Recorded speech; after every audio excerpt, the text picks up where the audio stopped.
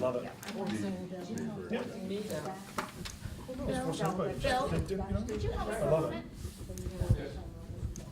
I love it. Okay, so that is the back. Separate. That's okay.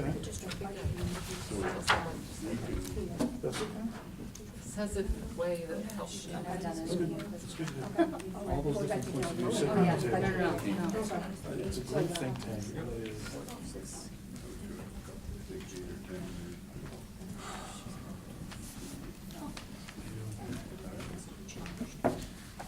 That's interesting.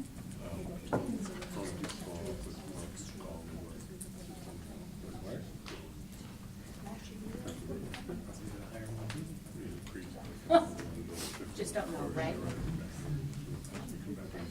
So, Thank you, Bill. John, I'm going to ask Cindy to print out packets of information for the dropout prevention meeting. A lot of it's going to be a repeat of stuff you've already got. Do you want it in new packet form so it's all there for you at the meeting as I well? want to get rid of everybody else. Yeah, it's okay that it's repeat. Okay. They grow new trees. That's right. What was that? They grow new trees every day. So it keeps some of my friends in business.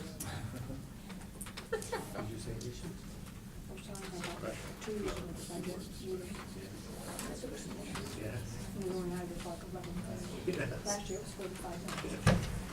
That's true.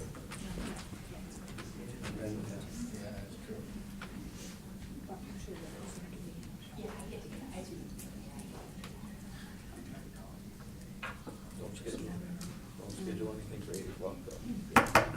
Oh, you did, I remember that. But somebody's here, you just call me. We're waiting on copies. Does the audience know that? Why we're All right, we'll call the May 8th Budget Committee meeting to order. It's 4:07. We're awaiting some final printing. We had some technical difficulties, and we're actually in the process of getting the presentation up on the screen. The agenda for today is really the final overview, and there'll be a presentation that'll occur with that. We also have to approve the April 30th budget meeting minutes. Those copies we're still waiting for those. That was a technical issue. They're the same minutes that you saw draft at the board meeting, but we'll nonetheless make sure you have a paper copy here, and we'll move that to the end of the meeting agenda so we can get those approved and formalized and up on the website. So I'm going to turn it over to Regan. This is our basically the final draft, if you will, or at least the current draft of what will be the presentation at our special board meeting, and elements of which will also be used to develop the warrant article language and presentation at the town meeting. So, thank you, Regan. All right, so to get started this evening, what we'd like to do is take some time to review our budget process that we went through. So RSU 22 this year began the budget process earlier than has traditionally been started. Our first meeting was back on October 30th, and what we did in that meeting was evaluate how our budget process had gone in the FY19 budget development process, and decided that there were several things that we wanted to preserve. This type of workshop format that we utilized this year was one of those preservations. We did decide that we wanted to come out earlier with information about articles, and so we scheduled 9 meetings between November and today in order to cover all of the information that we would need to. The Budget Committee will be hosting a public budget forum on June 4th, and that will occur in the library here as well. So we certainly welcome folks to come on out for that and hear more about the intricacies of the budget. I hope tonight that you'll be hearing those as well, so that you can be pondering any questions you may have, but also have the information you need to vote on ratification next week. So, of course, one of the links that we feel is important to know is that our state subsidy and the funding formula recipe is determined by the ED 279, and that link will take you right there so you can see not only this year's but also historical data. Here's a list of our budget meetings and when we discussed particular articles. As you can see, we are now at May 8th for an overall budget presentation. Next week on the 15th, you'll be a part of the full board as we have a special board meeting to consider ratification of the budget. And then we move to the June 4th date. Then June 6th will be the district budget meeting. And on June 11th, we will have the budget validation referendum. So now we're going to get started with some specifics behind the budget so that folks can understand all the parts that come together to formulate not only our subsidy, but how we choose to prioritize requests in the budget. So enrollment. What we'd like you to know is that in RSU 22, we are projected to have an enrollment total of 2,347.5 students, and those students are the number that we are subsidized for through the ED 279. We do have additional students that attend in RSU 22, and those would be tuition students. We have students on superintendent's agreements, and we also have homeschool students who may attend school for part of a day, or maybe just a period of a day. But we do include them when it comes to our total enrollment. There you can see a breakdown of the enrollment by town. So Hampden has seen an increase of 13 students going into FY20. Winterport has a reduction of 3 students. Newburgh is up by 4.5 students, and Frankfort is up by half a student. We do have 64 students who also attend through one of those 3 mechanisms, whether it be tuition, superintendent's agreement, or homeschool enrollment. Any questions about that?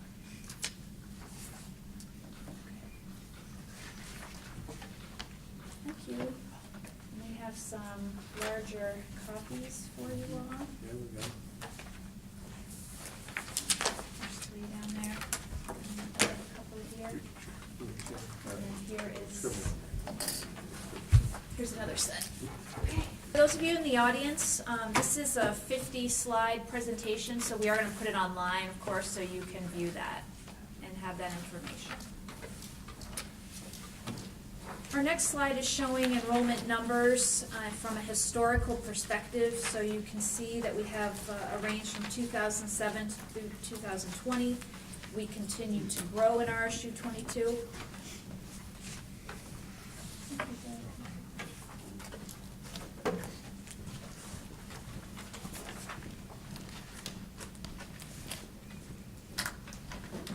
The next slide is showing our projected enrollment, and this is done through a study through Planning Decisions, which is a consultancy company that helps school districts to project ahead, and we'll be monitoring that to determine if we're staying on track.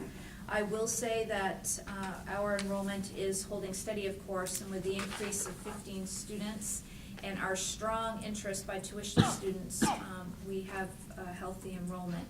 Of course, across the state of Maine, different districts are facing enrollment declines, and we're blessed not to be facing that right now. This next slide is showing you enrollment by town, and so you can see by color that blue is Hampden, we have the green is Winterport, Newburgh is red, and Frankfort purple. And you can see the patterns over time of really the sustaining of enrollment in each town. We aren't seeing dramatic shifts from any town. Okay, any questions on enrollment?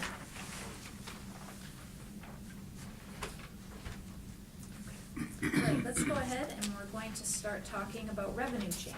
Sorry, just want to remind the committee that we have the enrollment projection for 2027, I think it is. I didn't bring it with me. But if I recall, they're showing a dip of about 125 children they're projecting. I might have mentioned this before, but I'd encourage maybe the committee and the full board, maybe in the next year or two, to have an updated projection to see how accurate that may be and how that may interface with the McGraw-Weatherby project. And planning decisions, I'm gonna guess, it might cost you $1,500, $2,000 to do that enrollment projection, but it might be worth our while to do it at that point in time. It's a suggestion to consider. So you're saying that we could hire someone to do an enrollment projection that would be more concentrated on our district and the things that are going on? Yeah. And they do that by birth rate, Heath, in-migration, out-migration, yeah. It's money worth spending, in my opinion. This was 2 years ago, 2017, Yes, so. yeah. Yeah, they took it 10 years, 17 to 27, yeah.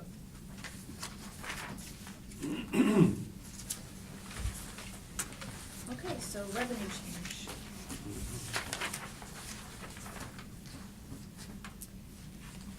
So this slide shows that we have a state allocation change this year. We are receiving $19,690,000 from the state, and that is a change of approximately $766,000. That increase is in part due to the fact that we are regionalizing, and so we're part of the Spruce Regional Service Center, and we did receive substantial funds from that partnership. When we look at revenue for next year, we are seeing that state agency client funds are getting harder and harder to draw down. We are projecting that $75,000 in revenue rather than the $150,000 that we thought we would pull down this year would be our projection. Local earned revenue is increasing slightly by $24,354,000. Unallocated balance, we've made the recommendation that we would like to move forward with increasing the amount that we put forth towards the school budget to $500,000 this year. 60, yeah. 60,000. Oh, I apologize. Yeah, I'm small.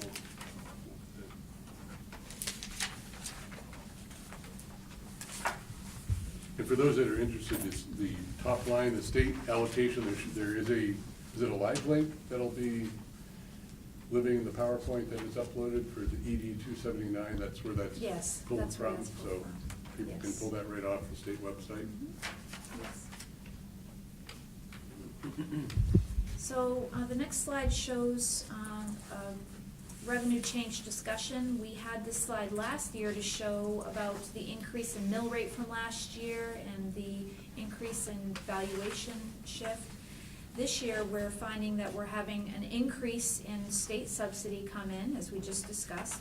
We do see that reduction in state agency client revenue. With the increase in the earned revenue, we have $715,716.72. The reason for this outcome is due to the valuation increase across our 4 towns of $14.5 million. But there was a decrease in the mill rate this year, down to 8.28.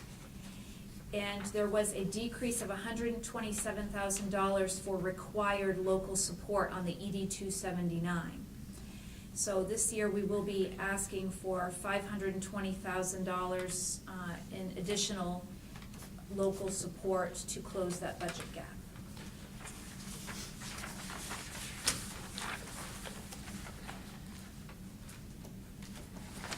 This is simply a chart of the revenue that's coming from state subsidy and the pattern of how that state subsidy has come in over the past 10 years.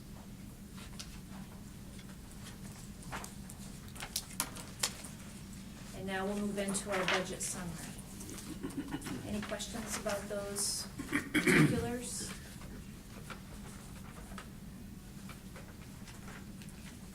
Trish, can you remind the committee what our exact state support is right now? It's hovering around 68.5%, if I remember Yes. correctly. I mention that because a lot of people, I shouldn't say it, but people need to be informed that about 70% of our budget is state supported. And Rob just drew a flat line. That's what brought Hasn't my, changed much. yeah, it has not changed much. 68.37. 68.37. 68.37 of your money is state subsidy.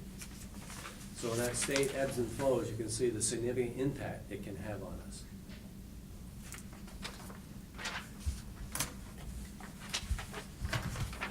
All right, to move on to our budget summary. We have a comparison from last year to this year.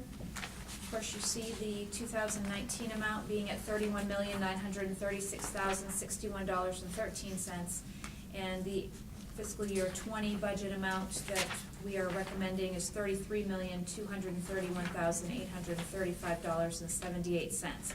It is an increase of 4.06%.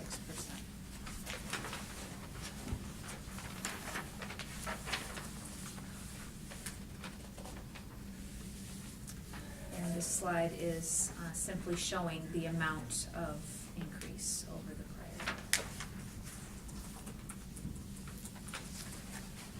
So this next slide is one that you saw last week. This is our worksheet, and it goes ahead and articulates to you what each of the revenue stream particulars are, where we are intending our prior year balance to come in next year, which is the increase to $500,000. And then it delineates your local allocation, the debt service, and total local share. Our total local share is coming in summarized at 4.34%.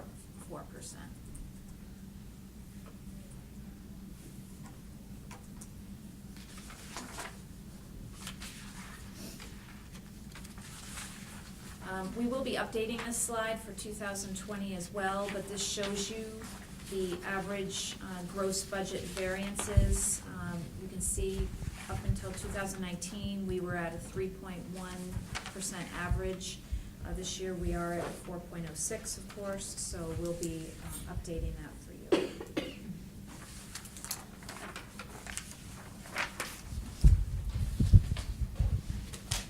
So I did speak to you about the increase to $500,000 coming from our undesignated fund balance to support the budget.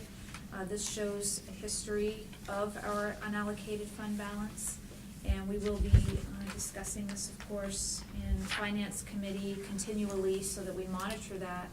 But we do feel that making that extra commitment this year is something that is certainly feasible to do, and good help to offset the local taxpayer this year.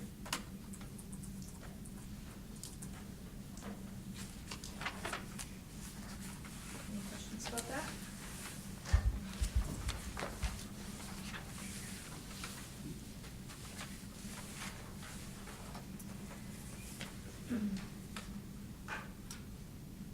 This chart is actually a breakdown of how RSU 22's categorical spending for each of the articles compares to the state averages.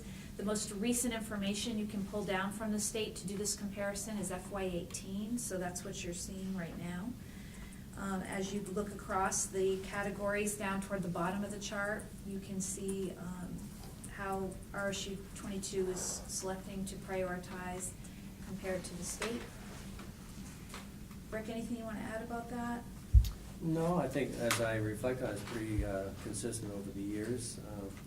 Sometimes there's a question from people with respect to the regular instruction, we're down comparatively to the state.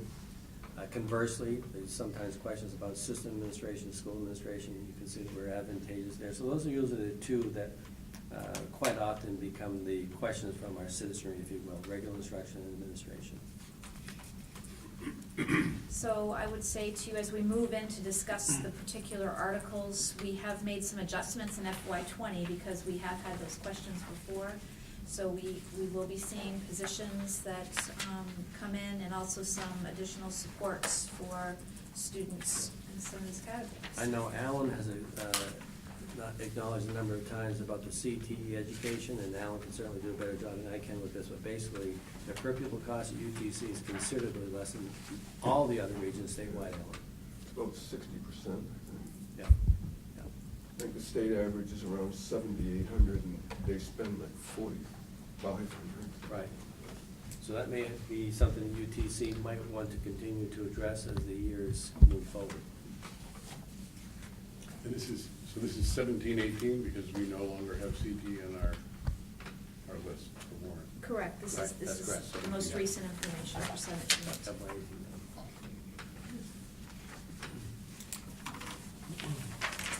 All right, so now we'll move into the specific articles of the budget and talk about the particulars within each one. And what I would like to do at this time is pass out the draft minutes, because if you look through these, you can see back all of our discussions around each of the articles. Knowledge, the draft minutes are maintained in roll every meeting, so you can look back in history and see the particular discussions for each of the articles we're about to go over. We do try to capture today the particulars of each one, so if there's anything you'd like to discuss there, please bring that up. So our first couple of slides in this category will be summaries, and I apologize because I have the wrong slide in there. Yeah, this is last year's, right? Yeah, I have, here's the correct one. The pie chart is the correct one, and I will swap out the other one. We have that.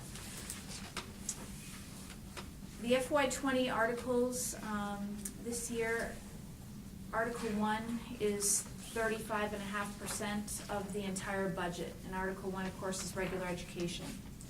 Special education is close to 19% of our budget.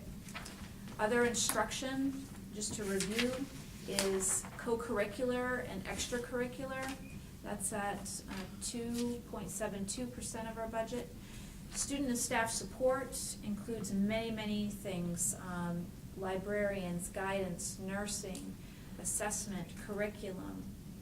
We do have a new position in this category this year through the math coaching. So Article 5 is at 8% of our budget. System administration is 2.77%. That is central office administration and board expenses. Article 7 is school administration, so all of the expenses related to our principals' offices in our schools, 4.63%. Transportation is 4.14% and includes our transportation contract for school busing, but also includes our van fleet that we operate. Article 9, facilities, is 12.16%. That, of course, all our campus buildings, operations, custodial, maintenance, and we also have utilities and so forth in that article. And then Article 10, debt service at 11.19%.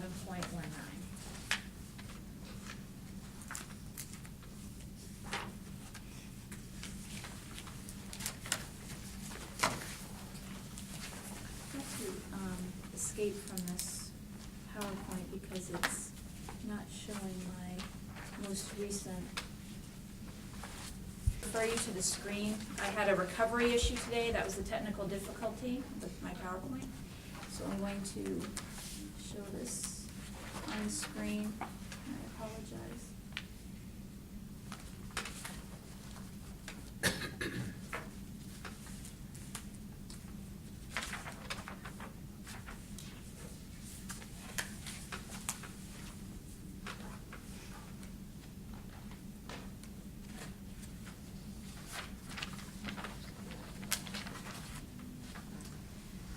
So I'm going to back us up to the overview page.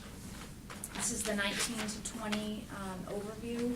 It shows the increase and decrease for each of the articles this year. So we had Article 1 coming in at 4% of an increase. Article 2 is coming in at 4.26%. Article 4, other instruction, 11.49% increase, and we'll go over what those increases were. And then Article 5 at a 3.74% increase. System administration, 9.39% increase, and school administration at 7.19% increase. Our transportation article went down minimally, and our maintenance article is up 7.3%, Debt service is down just slightly at 1.57. So now I'm going to skip up to the article highlights, and I will get you copies of all of this.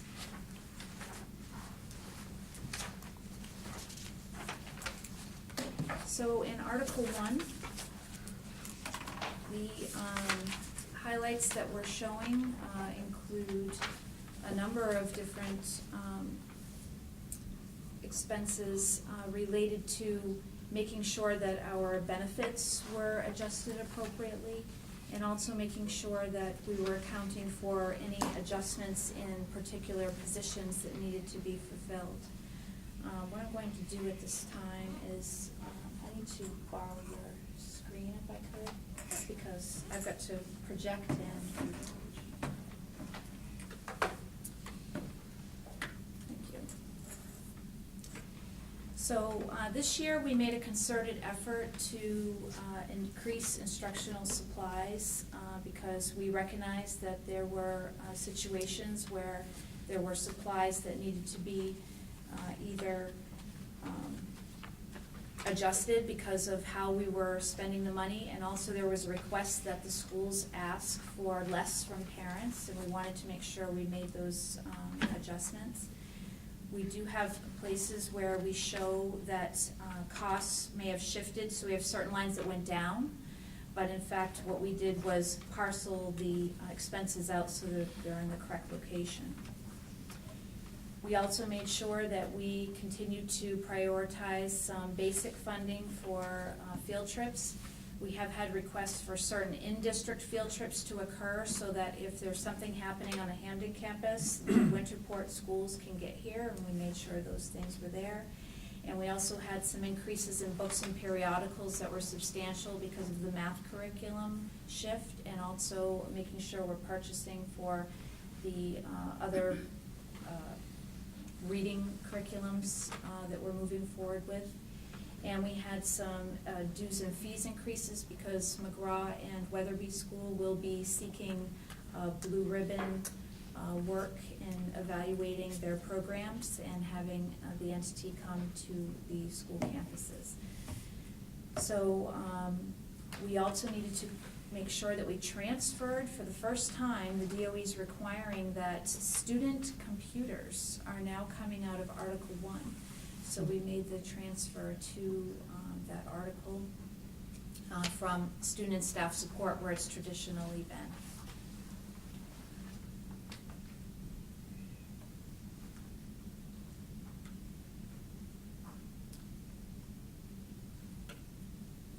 Okay, moving on to Article 2, Special Education. We had increases this year in resource classroom. That was, of course, making sure that we have the positions with the correct payroll and benefits amounts, and there were increases there. We increased hospital and homebound instruction this year because over the past we've seen that that has been a place where we've traditionally spent more. We also have increased student psychological services to make sure we have the providers that we need, and also that we had increases in benefits there.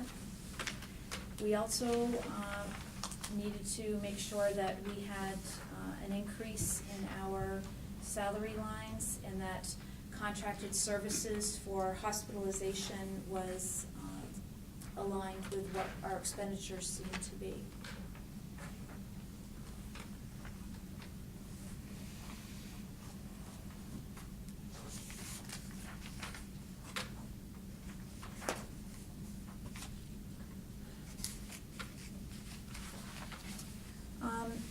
CTE no longer flows through our budget. It goes directly to the United Technology Center. We will be getting final numbers from the CTE budget that will go in our warrant article, and I'll have those for you next week when we're doing our final amounts. We do retain one cost towards CTE, and that is transportation of students to go to CTE. Do we have any initial indicator at this time what that may be, the level of their request? That CTE will not be asking for an additional assessment, but, Okay. no. But we do have the amount in our contract for transportation. Yep. Okay, these are Article 4 highlights. I got a question on CTE. If UTC is so much cheaper than the rest of the state, and now they're getting their state funding from the state, why wouldn't they get the same amount as all the other CTE schools? Because when the state took over the funding, those districts that were spending way beyond us are called held harmless, and they're still giving them all their money, even though they may have bloated budgets or whatever. And that's why, and they have actually not only shorted the UTC, but other schools aren't getting what the model says we're supposed to get per student. The other schools are getting much more than they're supposed to. What they're then saying is the towns that then ship their children to UTC have that $500,000 come from the locals. Right. We're not doing that yet. I don't, The director and the UTC board made a commitment not to Right. ask for a local assessment. I mean, it may be forced if they don't start doing something. I know down in the Bar Harbor, down in the Bar Harbor region, there's been a lot of intense conversation around that theme. Yeah.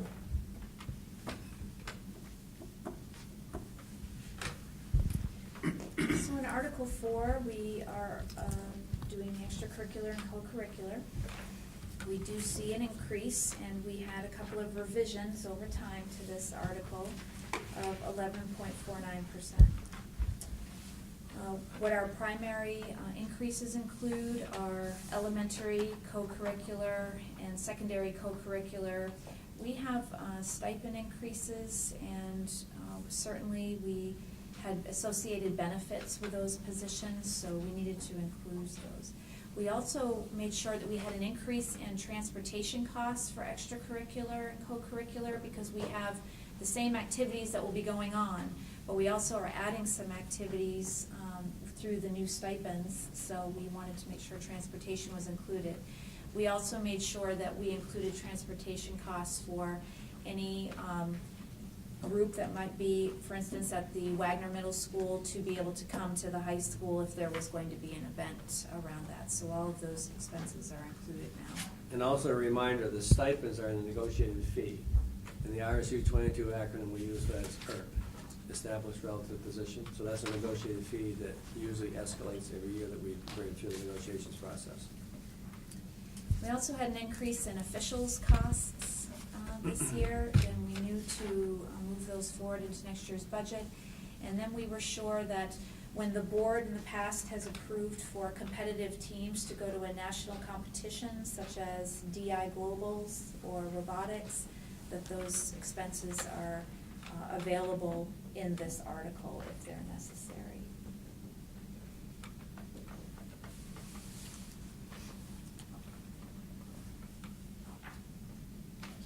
In prior years, when the board has voted to support those as they came up, would that have fallen under Article 4, or was it a board authorized expense? We were putting that under board authorized expense, and so it's best to have it, because it is a student activity, supported under the appropriate article for student activities.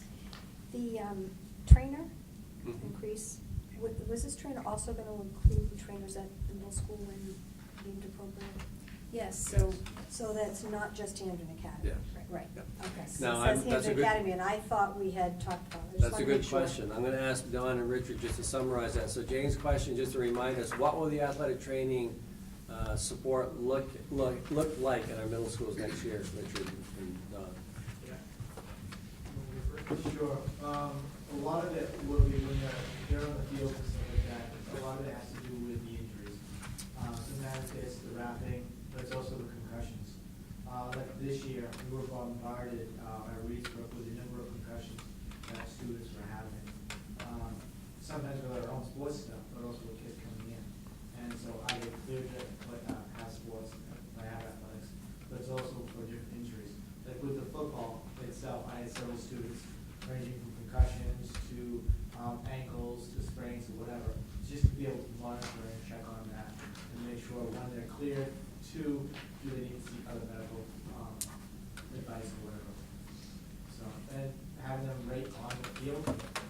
oftentimes, if we are there for soccer, and something happened, they were right there to assess the situation for us. And I think to add what Don said, in the previous school year, that's kind of the level that we had. So we're hoping to get back closer to that level. So more trainer support at the athletic competition, and then our check-ins during the week with students as a follow-up during. I will add to that, Jane, though. During the budget building process, I was in conversation with J.P. Stowe. He's the overseer of the trainers. And I actually requested to see if we could get greater coverage, but here's another example. He couldn't find the trainers to provide the coverage. We talked about enhancing the coverage, but he couldn't find the people to do that. So keep that in your mind and build FY '21 budget if we want to go in that direction. Hopefully they can secure the people to do the services. That's through East Maine Healthcare System when I'm referring to JP. So we contract those services through the East Maine Healthcare System at a phenomenal rate, I might add. Similar to the contract we have with Acadia Hospital at another phenomenal rate for behavioral health and mental health services. All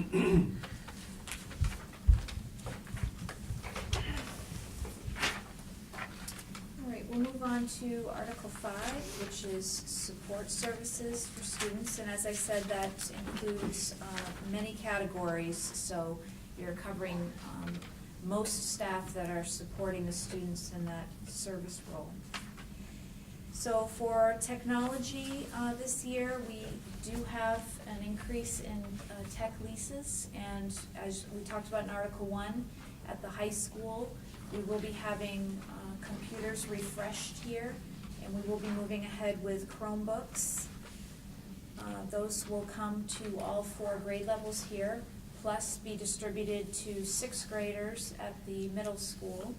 And then the devices will be evaluated, and we will be getting some degree of credit around our trade-ins.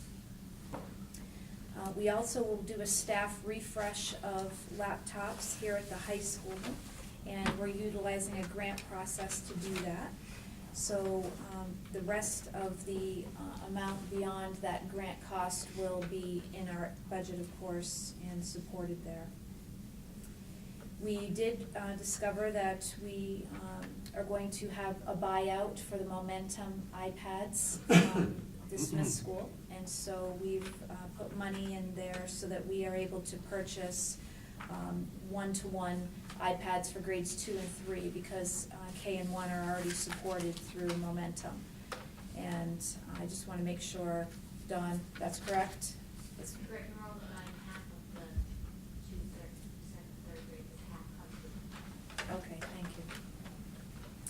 We also will be upgrading the phone system at Smith School, and we will be considering further network here at the high school being replaced, and we're utilizing E-rate as a project to help facilitate that project and the cost.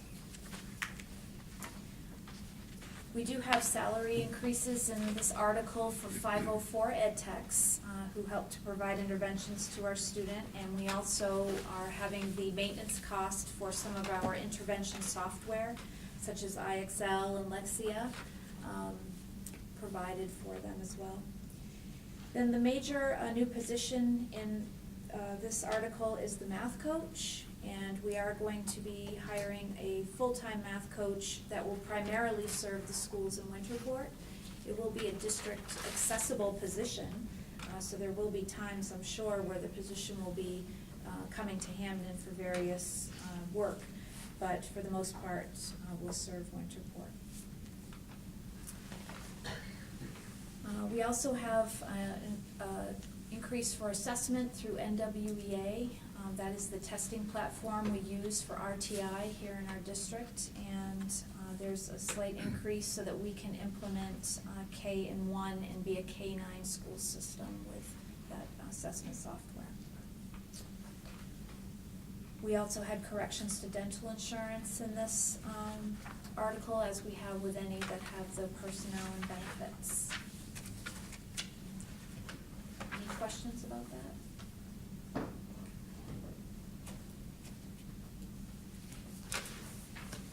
moving on to Article 6, this is system administration, so you are having expenses for the board of directors, negotiations, executive administration, and the business office. We had an average of 3 years with legal expenses. We did see an increase when that was calculated, and so we have included that in our budget. Our audit costs are included in this and will be consistent with last year, so we're not seeing an increase there. We are planning for negotiations next year with both the support staff and the teachers in FY20. So we do have some costs for negotiations included in the budget. We also have for superintendent twofold increase. We are attempting to increase the salary of the superintendent so that it is a marketable salary as Mr. Lyons comes to a conclusion of his time here. And we also are putting in money because he has accumulated vacation that will need to be paid upon his departure in 2020. Telephone expenses, the Ed Foundation postage, Link 22 metering, bulk postage are all included in this budget. And we have increased some professional development for the business office because we do have many more requirements that are coming online, especially for human resources around ACA, workers' comp, unemployment. We had an Office of Civil Rights report that's been due this month, and those things all require additional professional development. And then, of course, we had salary increase and benefits adjustments for next year for all personnel. Rob, if I may, I just want to talk to the committee a little bit, not to, because this isn't really your onus or responsibility, but as I look around, there's 7 board members sitting here.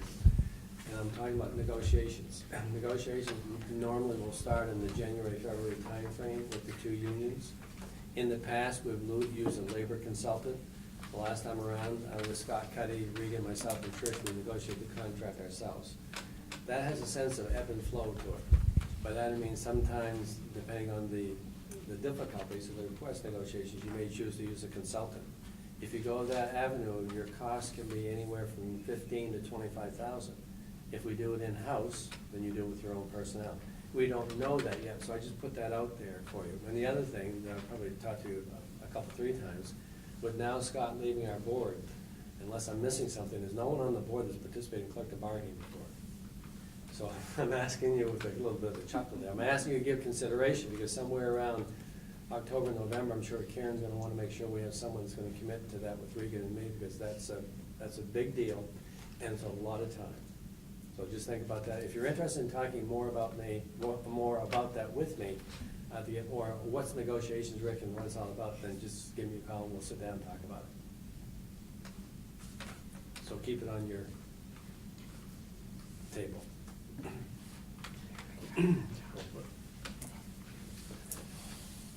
Okay, there's a chart that I have displayed, and the chart is relating area and schools and school districts in Southern Maine and what their system administration costs are. RSU 22 is quite competitive when it comes to system administration costs.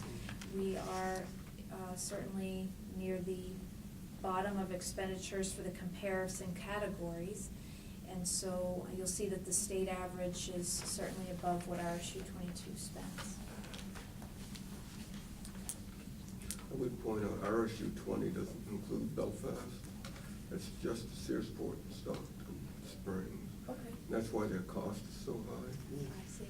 Just 2 towns make up the whole RSU. I think Belfast is now RSU 74 or something. I'm not sure what Something like that. 70 something, I know.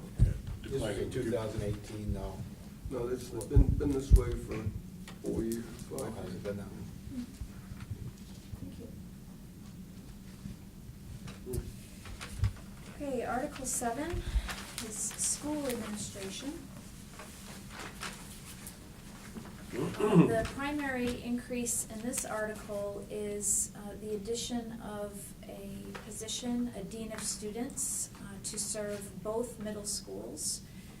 The dean of students would also be having some relationship with some athletic duties as well, with managing those. So we're looking to bring that position on board, really in an effort to try to have unity between the two middle schools and how we're administering things, but also because we feel that extra support is really important right now. We've heard a lot about the social, emotional needs of the students, and we believe this position can help to serve that, but also free up the principals to be in the classrooms, to be coaching instruction much more regularly. So we're hopeful this will help that. We do have increase in salaries and benefits for our positions in this article, including principals and the executive assistants who serve them. We have a corrected benefit because we had principals who have spouses who are teachers, and in the teacher's contract there is an afforded benefit around deductibles being paid, and we needed to actually swing that cost into Article 1 because that's coming from the teacher's contract, not through an administrative contract.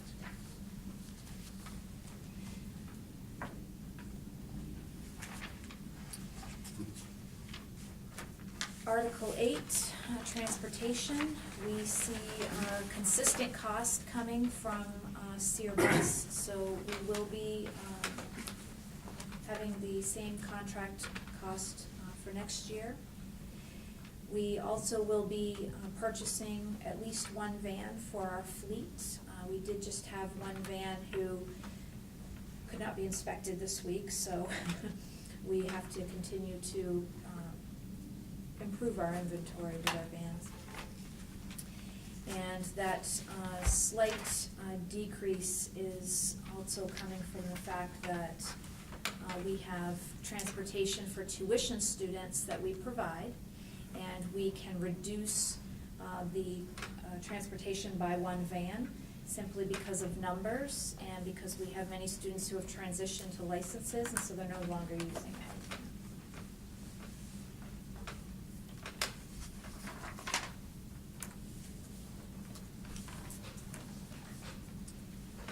Article 9 is facilities maintenance.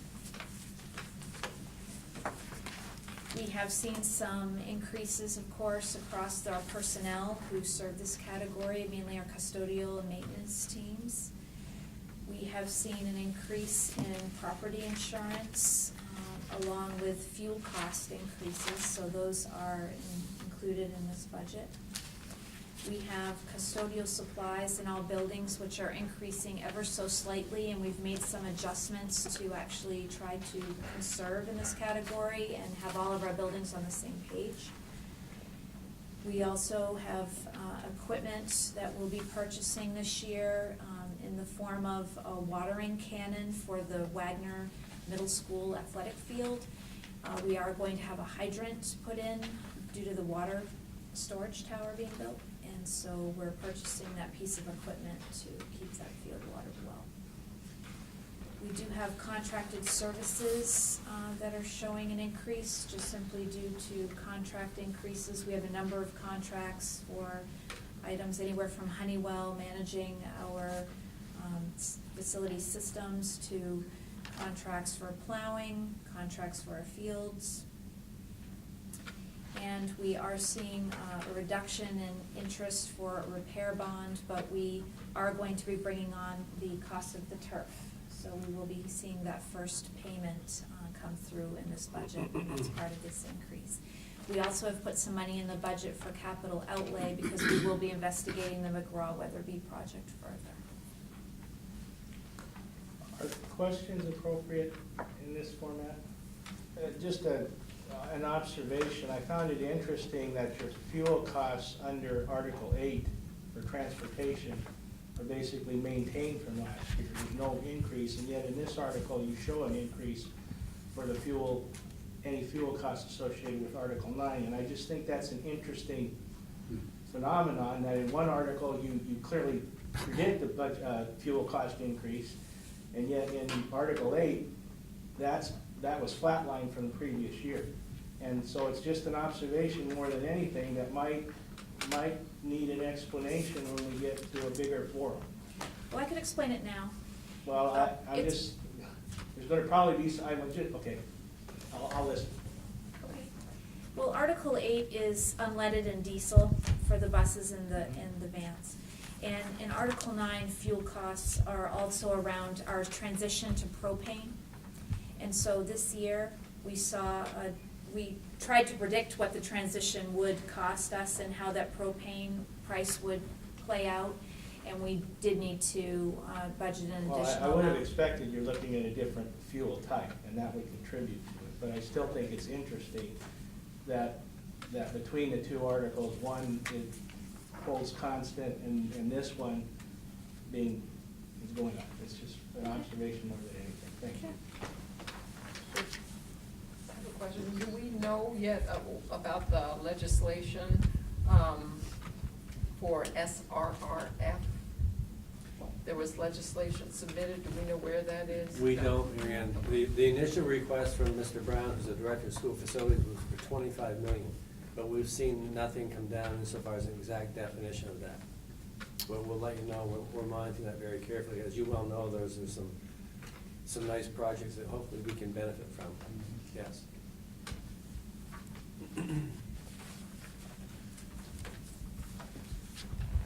So, speaking of facilities, we do have a capital reserve account. The balance of $356,289 is of right now, but we will be transitioning to an additional figure because we are going to be making the transfer for FY19. So you can see on your sheets that $611,326.15 will be in that account for capital reserve. We are making a recommendation for $275,000 to be dedicated to capital reserve. We have a significant electrical project on the Hampden campus that is slated to be incredibly expensive, probably looking at $400,000. We also recognize that we have a major roof project for Wagner Middle School that will need to start taking shape, and we intend for phase 1 to happen this summer. So we have some significant expenses there. Our field reserve account for our athletic facilities is at about $73,000 right now. And that account has an amount dedicated to it every year through gate receipts. And we do vote on that as one of our warrant articles to make that dedication. It's right around $9,800. Probably at the end of this year, we might be closer to 10. Can I give you something else to think about? It's easy for me, given where I'm going in the next year or so, so just take these as thoughts that our clients has. I'm gonna apologize to Lynn because I haven't even mentioned it to her. But I've also found that a number of districts now are going to special ed reserve accounts because of the increased needs of our children. I was actually talking to Dr. Glencross about this today. We don't have any contingency line. And when I was a superintendent up in VZ, believe it or not, in the VZ budget, they had a special ed contingency line. So you might want to think about that next year. Do we want to plant 50, 75,000 to put there in the unlikely event that Johnny or Susie or whatever happens, unbeknownst to us, that we have some revenue to go to? So just think about, do we want to think about the option of creating a special education reserve account? We can hold that to next year's budget process, but just think about it. If you have friends on other school boards, I'd be interested to know, do they have that? Because it's becoming more frequent. And then, we still do not know, getting back to your question about SRRF, we still do not know about CDS. Okay, so just think about, does that have any viability for us? I don't know, but it's something worthy of a conversation next year around the turn. So this coming year, we did want to make a recommendation that we'd be going forth with a software reserve fund for our accounting software that's going to need to be purchased in the next 2 years. We are suggesting a $50,000 dedication as a warrant article this year. We have been advised by legal as of yesterday that we should likely call that a technology reserve fund because software is certainly in the technology category. So we'll be preparing the language with legal to forward that. Excuse me. Anything you want to add? That number is before you made your 275 transfer for FY '19. Right. And We you're need- proposing a 275 for FY '20. Correct. Yep. You're welcome. Well, last year we did, our field reserve balance was done through capital. This time it's in our line item, correct? It's in our warrant article. We had a field reserve warrant article last year also. Yeah. Yep.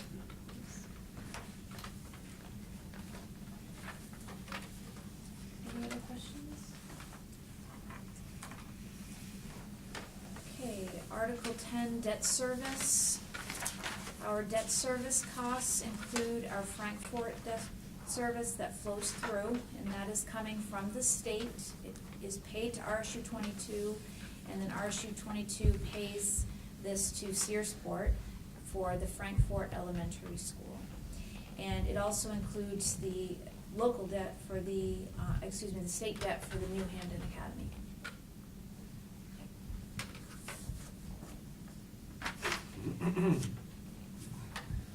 This chart shows our debt service projections through FY '27. Just gives you some insight into how those pay downs will occur.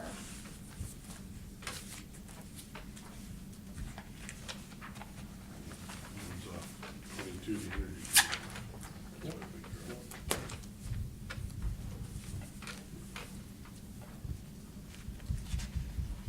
And then our final article is Article 11. We have $0 recommended because our school nutrition program has been self-sufficient and we do not feel we need to ask this year for support for the program. Yes. So I have a question based on some of the changes in legislation. Do you expect, given maybe some additional expenses we may incur, that'll still be absorbed Yes. by the program? Our school nutrition director has been keeping me well apprised about the strength of the program, and she and Trish work together to look at those reports, and it looks strong. I think that we'll be fine. And also for you to know that our district actually has very good fortune around collecting school nutrition lunch debt, and we're hopeful that that certainly will continue to be the spirit in our district, although there are legislative changes. I'm sorry, I was talking, but I did want to accentuate a very positive point. We should congratulate Kathy and our people because it's very uncommon to be self-sufficient in food service. Very uncommon. A large number of monies, 50, 60, 70,000 are given to the food service program in school district budgets to support food service. So when you see there's no money from the taxpayer, if you will, that's a very strong asset.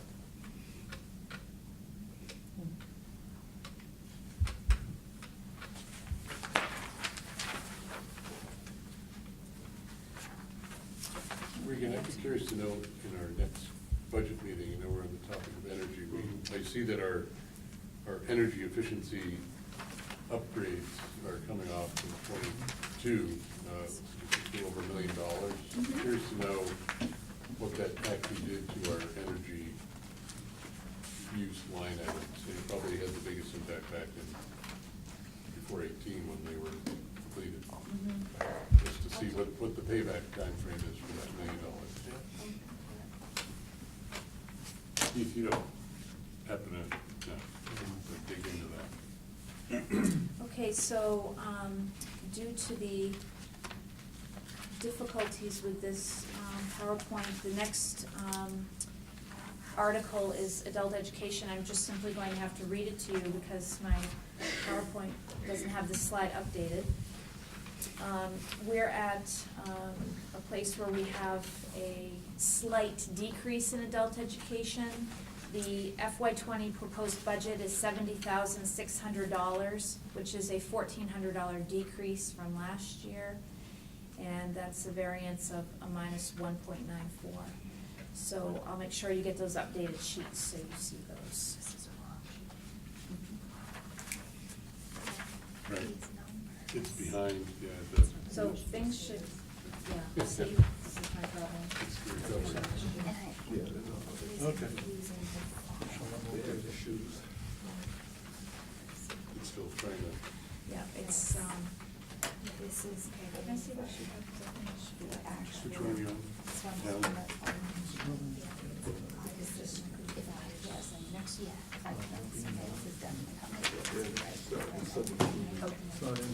Is that correct? Now we're back on track. Okay, so you should be able to follow along by paper now, without a problem. That adult head was.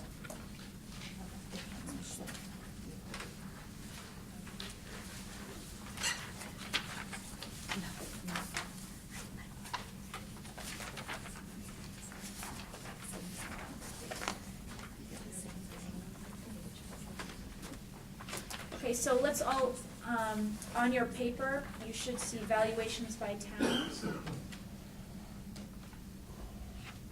We all there? Okay. So this is a slide that's showing a 3-year history of the valuations by towns. You do see that our 4 towns have had increases this year. They have been what I would consider to be moderate increases, but nonetheless. What I'd like to point out is that there was $14.5 million in valuation change across our 4 communities summarized together. Okay, there was a mill rate decrease of 0.23 this year, and that resulted in an assessment summary for all 4 towns of $520,037 difference over last year. And certainly we have the link to the ED 279 so folks can see why that change came to pass over the 4 towns. The next page is the cost sharing figures. Oh. On the valuation, I think the state average was 12.5% increase, so it looks like we had an increase, I thought it was 6 or 9, was it 9 last year, 6.5 on valuation. So it looks like we almost got hit early, and this year we're way below the state average. But last year we were above everyone else. Just an observation. It looks like it wasn't timed uniformly throughout the whole state. It's almost like some communities were hit earlier than Why is that? last year. I don't know.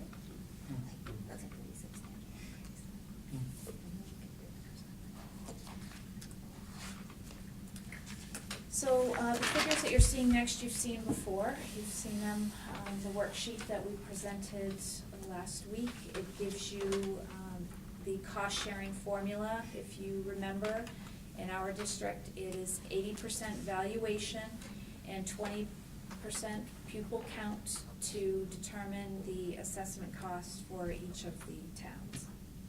And then you can see on table 4 that it gives the percentage of the cost sharing formula that each town owns.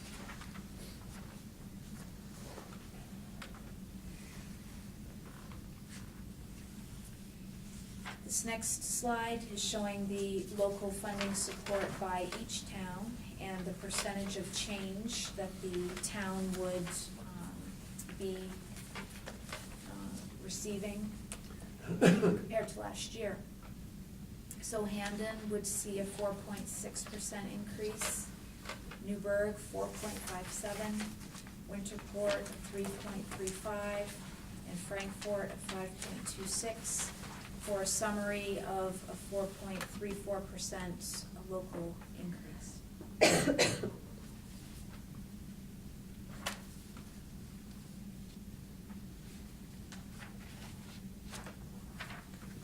The next slides are simply showing the 10-year history for each of the towns and what their assessments have been over time, so you can see the year and the actual amount.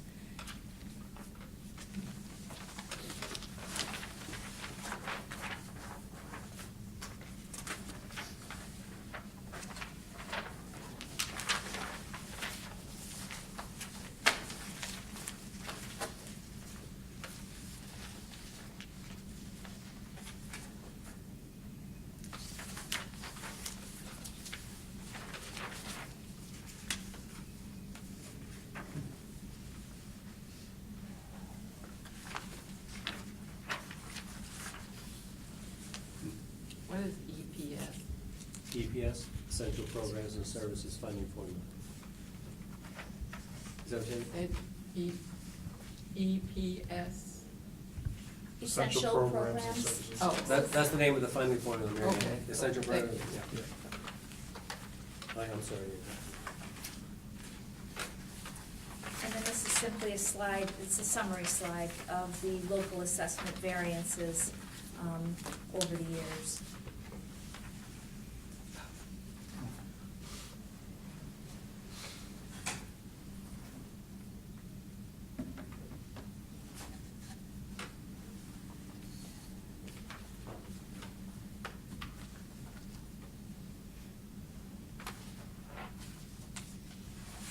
What year was CTE taken out? That's here. It was in 19, or is it This for 18? 19. 19. So I mean, that chart would have, Mhm. Yes. The next slide is a slide where the state data to update the slide is not available where I can find it. I am going to be talking with the state finance office about this, but this is delineating towns in our state and their percentage of being above the essential programs and services formula. And it does give you that historical data, and I'd like to retain us looking at this, and I will get the FY18 data that will be available. They will not have anything beyond that date, I would suppose, but we'll keep that chart coming to you. And then the last slide is just a graph showing trend lines around per pupil costs, the state versus RSU 22. And you can see RSU 22 has a seemingly different trend line than the state in red is presenting there.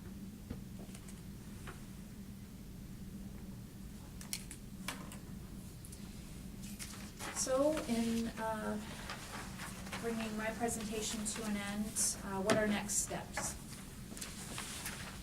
We will be seeking to have approval of the ratified budget, and we will be approving Articles 1 through 11 at the district budget meeting, approving Articles 12, 13, and 14, which raise funds for the proposed budget as well.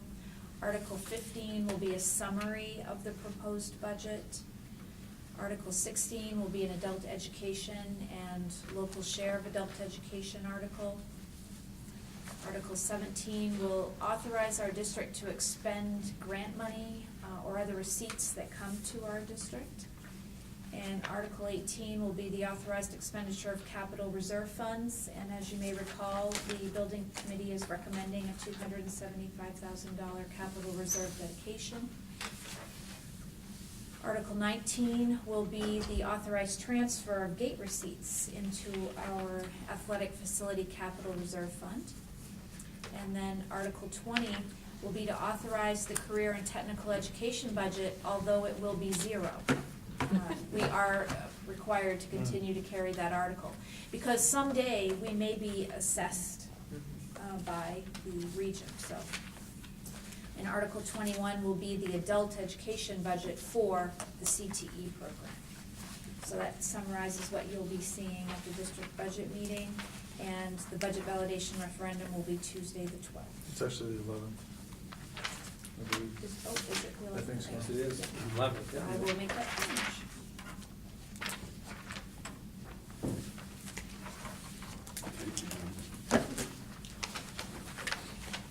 So we probably need to look at the Article 1 through 11 total and receive a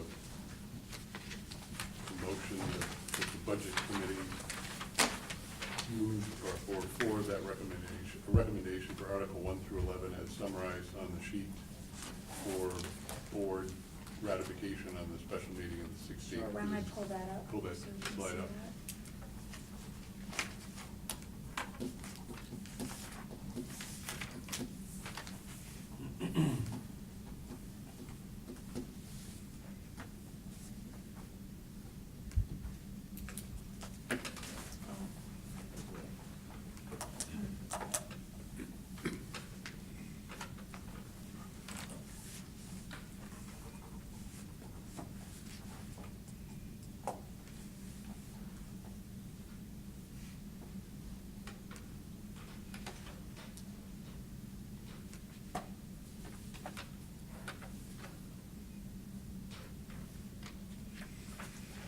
in the past, we've basically made this recommendation as a slate, so I'd be looking for a motion that the Budget Committee move forward with a recommendation to the full board for consideration at the special board meeting of May 16th. 15th, May 15th. Article 1 through 11, an FY20 proposed budget of $33,231,835.78, which is an increase of $1,295,774.65 from the FY19 budget. So moved. Second. Second by Alan. Right, all in favor of moving that towards our special board meeting 15th? All right. We need to approve the draft minutes from April 30th. Now that you folks have a hard copy in front of you, I'd be looking for a motion to approve those. So moved. Second. Second. All in favor? Great. So we'll have your technology corrected PowerPoint will be uploaded. I think it was sheets 22 through 44 that had that overlap, the recovery issue. We had a small typo on slide 11 with the shift in the local allocation, and we'll have the April 30th minutes, which really provide the full narrative of all the budget meetings to date, with the exception of this one. Jake? Those last two votes, you did not ask for opposition or abstentions, and I saw some people that did not indicate approval. There's other folks here other than the budget committee. Gotcha, thank you. You still should ask. Even, I saw unanimous approval. I didn't need to ask on that item. okay. So, Okay, so what I will do is make sure this PowerPoint is sent directly to you with the slides that are on the recovery. And then it will be posted for everyone to be able to access and see, along with the draft minutes that can explain each of the articles. So, if you want, I can take a look at that tomorrow for a final double, the new set of eyes or second set of eyes if you want, and we'll Sure. get that yeah, uploaded. I'll be doing it Because I today. did take notes, at least ghost notes or shadow notes on the ones that Perfect. the overlap. All right, Good job. Okay. adjourn the meeting. 15th.